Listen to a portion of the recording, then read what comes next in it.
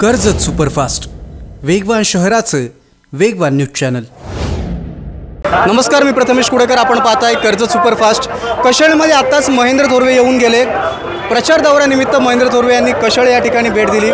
मोठ्या संख्येने या ठिकाणी कार्यकर्ते महेंद्र शेठचे जमलेले आहेत। आपण जाणून घेऊयात काय भावना आहेत। काय सांगाल, कर्जतमध्ये महेंद्र शेठ यांचं वारं कसं आहे? कर्जतमध्ये विशेषतः करून हा जो पाथरज जिल्हा परिषद विभाग आहे हा आदिवासी बहुल विभाग आहे आणि या आदिवासी बहुल विभागात गेल्या 5 वर्षात आमदार महेंद्र थोरवे साहेबांनी जी कामं केलेली आहेत, आदिवासी समाजाच्या विकासासाठी जी कामं केलेली आहेत, त्या कामाचं त्यांना फळ मिळतं आहे। आणि ज्या प्रकारे आम्ही येथे प्रचाराला फिरतोय आणि आदिवासी समाजाचा आणि इथल्या स्थानिक लोकांचा जो प्रतिसाद मिळतोय, त्याप्रमाणे एक निश्चित सांगेल की महेंद्र थोरवे साहेबांचा विजय तर नक्की होईल, पण त्या विजयात या पाथरज जिल्हा परिषद विभागात नक्कीच कमीत कमी 3 ते 4 हजार मतांची आघाडी 100% राहील। कर्जत कालापूर मतदारसंघातनं परत एकदा महेंद्र शेठ जर आमदार झाले तर आता जो निधी आणलाय त्याच्यापेक्षा चांगलं काम ते करू शकतील का?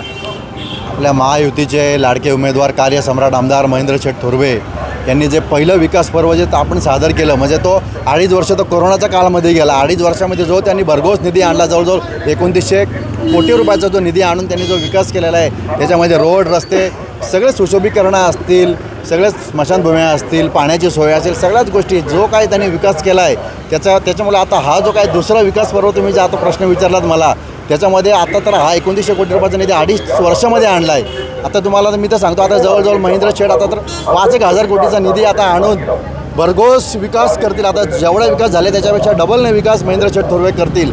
आणि आता आमच्या ह्या सगळ्यात जास्त जो काही लीड असेल तो आता ह्या पाथरज वार्डमधून महेंद्र शेठना आम्ही तो लीड देणार आहेत। आणि आता येणाऱ्या 20 तारखेला जे भरघोस मतदान, म्हणजे त्यांनी केलेल्या कामाची जी पोचपावती, आता हे जे मतदार देणार ते एक पोचपावती म्हणून त्यांना तो मत देणार आहे। आणि 23 तारखेला जल्लोष हा आमचाच असेल, गुलाल आमचाच असेल। महेंद्र शेठ थोरवे 50,000च्या लीडपेक्षा जास्त मतांनी निवडून येतील।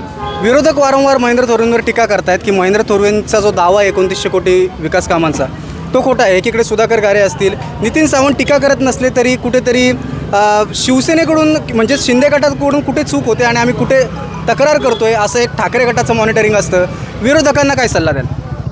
नाही, विरोधकांचं कामच आहे टीका करणं, त्यांचं कामच आहे टीका करणं। टीका केल्याशिवाय त्यांना काही चैन पडणार नाही। म्हणजे टीका करूनच त्यांना असं वाटतं की बाबा यांच्यावरती टीका केली म्हणजे आम्हाला जास्त मतदान भेटेल, हा त्यांचा धंदाच आहे। आम्ही त्याच्याकडे दुर्लक्ष करतो, आम्ही आमचं उत्तर कामातून देतो। जसं आपले लाडके मुख्यमंत्री एकनाथजी शिंदे साहेब जे म्हणतात की विरोधकांनी किती टीका करू देत, आम्ही आमचं उत्तर कामातून देऊ, तसंच आमचे महेंद्र शेठ थोरवे हे त्यांचे चेले आहेत। त्यांनी पण हेच धोरण स्वीकारलेलं आहे की आम्ही विरोधकांनी किती जरी टीका केली तरी त्यांना उत्तर आम्ही आमच्या कामातूनच दाखवून देऊ। जनतेला काय आव्हान कराल?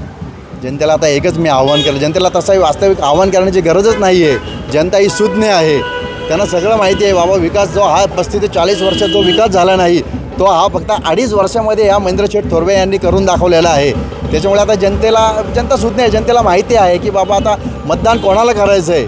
त्याच्यामुळे तरी पण मी जनतेला सांगू इच्छितो की हे भरघोस मतांनी महेंद्र शेठ थोरवे यांना आपल्याला निवडून द्यायचं आहे। त्याच्यामुळे 20 तारखेला तुम्ही सर्वांनी बहुसंख्येने बाहेर पडा आणि 100% मतदान झालं पाहिजे। 100% मतदान जनतेने करावं आणि बहुसंख्य मतांनी महेंद्र शेठ थोरवे यांना निवडून द्यावं, हेच माझं जनतेला आव्हान असेल। तालुक्यातल्या घडामोडींचे अपडेट सर्वात आधी मिळवा। कर्जत सुपरफास्ट चॅनलला सबस्क्राईब करायला विसरू नका।